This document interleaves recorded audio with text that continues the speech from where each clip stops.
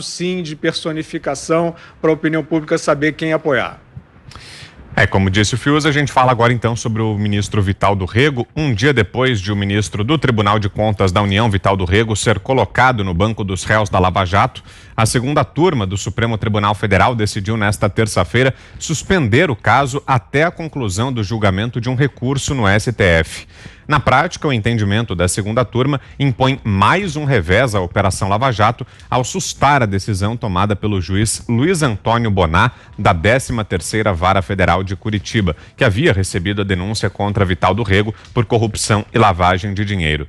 Ex-senador Vital do Rego é acusado pelos procuradores de receber 3 milhões de reais em propinas do ex-presidente da OAS, Léo Pinheiro, em troca da obstrução dos trabalhos da Comissão Parlamentar Mista de Inquérito da Petrobras. A CPMI, que investigou casos de corrupção na estatal, foi presidida pelo MDBista e jamais convocou executivos de empreiteiras posteriormente denunciadas por desvios. O placar foi novamente um 2-2. Gilmar Mendes e Ricardo Lewandowski votaram pela suspensão. Edson Fachin e Carmen Lúcia votaram contra, mas como Celso de Mello está ausente em licença médica, o empate favoreceu o Vital do Rego. Começo com você, Zé Maria. Explica pra gente, foi mais uma derrota mesmo da Lava Jato na segunda turma do STF, Zé? Claramente, e uma posição muito clara ali da segunda turma que está fazendo a vergonha do Supremo Tribunal Federal, mas o empate 2-2. A situação ficou tão vergonhosa que o ministro Edson Fachin, que está perdendo lá nesses 2-2, está defendendo a revisão pelo plenário do Supremo sobre esse critério de que empate beneficia o réu. Ele quer que esta condição de empate e benefício ao réu, na dúvida, pro réu, que seja rediscutido e apenas para habeas corpus.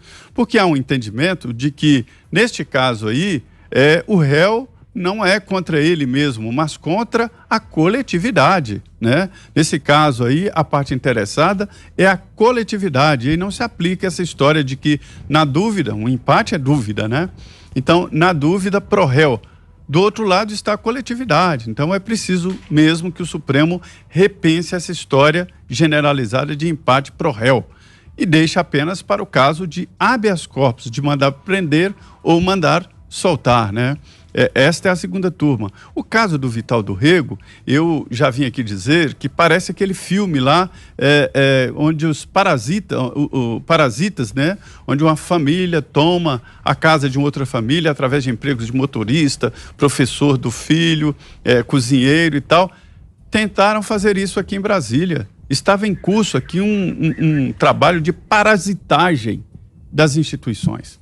Do Supremo Tribunal Federal, através de indicações aí, de ministros ligados a partidos de esquerda, Tribunal de Contas da União, ex-deputados alinhados com esta ala investigada pela Lava Jato, e o ex-senador Vital do Rego. Eu estava lá, eu acompanhei esse processo da CPI, foi estranho. Eu chegava sempre de manhã e dava uma geral, conversando com integrantes do Senado, e via a cara de vergonha de alguns e a interrogação em outros, e a certeza de quem queria investigar, assim, acabou a investigação da Lava Jato, porque a cúpula da CPI negociou. Eu falei, mas negociou o quê? Não vai ter mais CPI. Mas como encerraram a CPI? Não encerrou a CPI, Zé Maria, presta atenção. Aí eu fui entender. A CPI continuava, mas num ritmo diferente. O que justificou esse ritmo diferente, agora a gente sabe, é que os corruptores entraram com força e dominaram os dominadores da CPI, ou seja, os líderes e alguns líderes de oposição, o presidente e o relator, e tudo certo.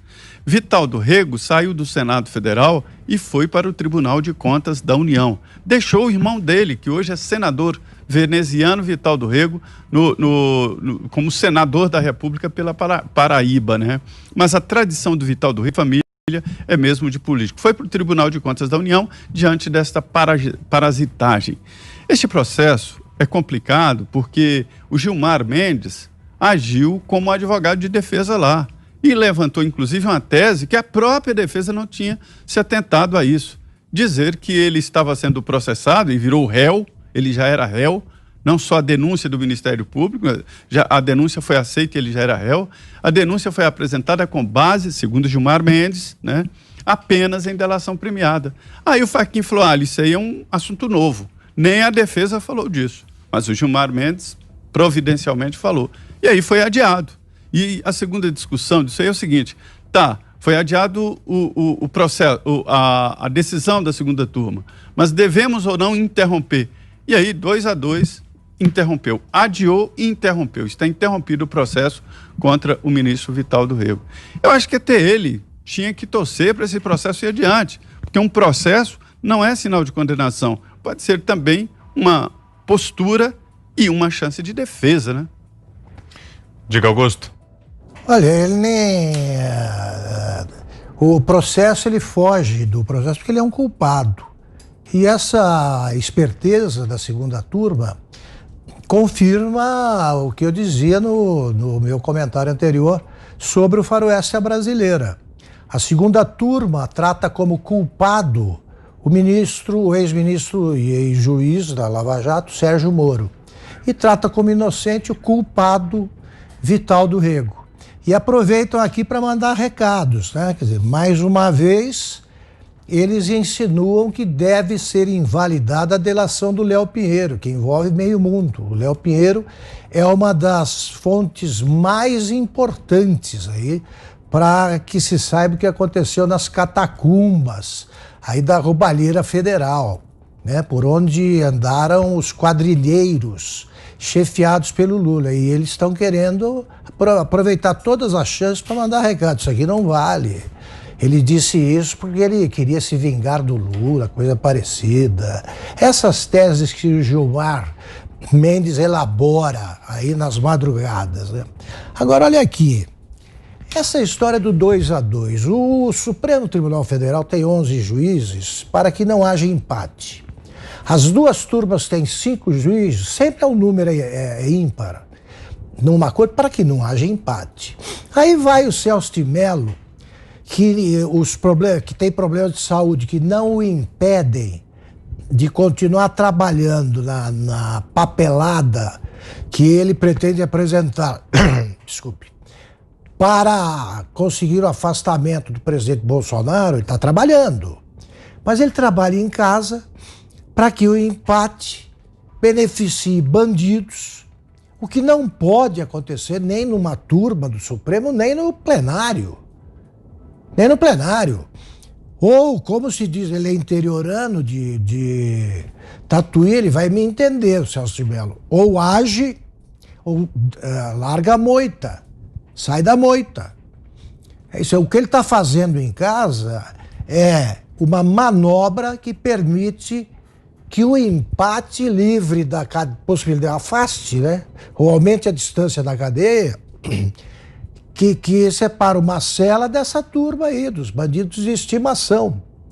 Como é que pode manter o Vital do Rego? Não, isso não é problema. O problema é o Léo Pinheiro, o problema é o Moro, o problema era o Dallagnol. Então tem que rever esse critério e parar com essa piada que eles fazem por achar que o povo brasileiro é um bando de idiotas. Não é, e eles aprenderão que não é. Você, Fiuza? Aí, de fato, o STF está fazendo o que sempre fez em relação às operações da Lava Jato. Ele está sabotando, está embarreirando. O STF sempre fez isso, né? O STF nunca foi amigo da Lava Jato. E como é que a Lava Jato foi contornando isso? Com a Dilma Rousseff, por exemplo, não conseguiu, né? Batia lá, ela era presidente, tinha foro privilegiado, eles, né, seguraram direitinho. Aliás, isso é uma das lacunas que eu vejo na Lava Jato, com todo respeito.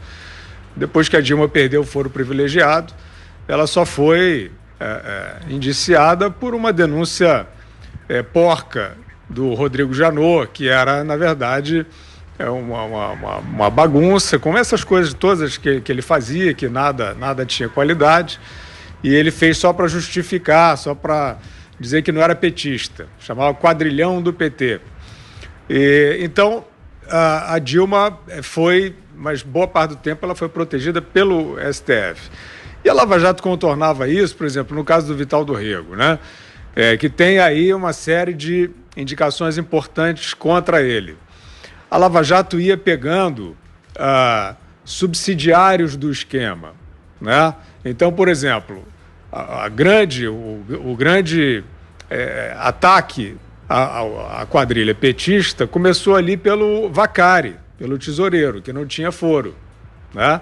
E aí, pegando o Vacari, eles começaram a puxar o fio dos esquemas montados pelo PT, que passavam muito pelo João Vacari, né? Inclusive a questão do triplex no Guarujá, que várias vezes o Gilmar Mendes tenta sustentar que o Lula não era culpado porque não estava no nome dele, né?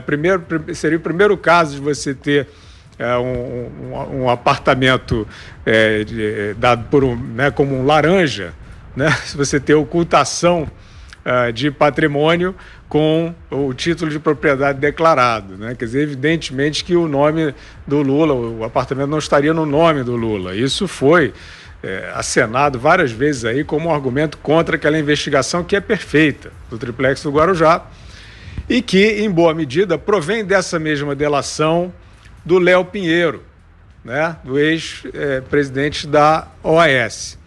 Então, a linha é a que sempre foi, né? Quer dizer, seguir a delação do Léo Pinheiro, que querem desqualificar, como disse o Augusto, mas não conseguirão, né? Essa massa de informações é muito grande, o que o público conhece, a gente tem a obrigação aí de ler o material que aparece, a gente leu só uma parte. É muita coisa que eles têm, talvez por isso tenha aparecido aquela questão, né, de que material é esse aí que está na mão dos procuradores de Curitiba, né, por parte do Augusto Aras, né, vão usar para chantagear, porque ali é que está o mapa da mina, né? Com essa quantidade de informações, você chega ao centro do esquema, né? Aí daqui a pouco você tem uma prisão preventiva, por exemplo, de um subsidiário, se for o caso, né, se for comprovado esse delito, de um subsidiário, de um auxiliar do Vital do Rego, né? E assim você vai chegando, apesar do STF. O STF nunca trabalhou pela Operação Lava Jato, ele está sempre numa coreografia de mistificação. Na época do Rodrigo Janot, inclusive, o próprio Deltan Dallagnol caiu um pouco nas coreografias do Rodrigo Janot, que jogava areia nos olhos da plateia, a lista do Janot, ele botava todos os políticos brasileiros praticamente na lista do Janot, tudo para confundir, né? Nunca foi o Procurador-Geral da República e o Supremo Tribunal Federal nunca foram os lugares de se fazer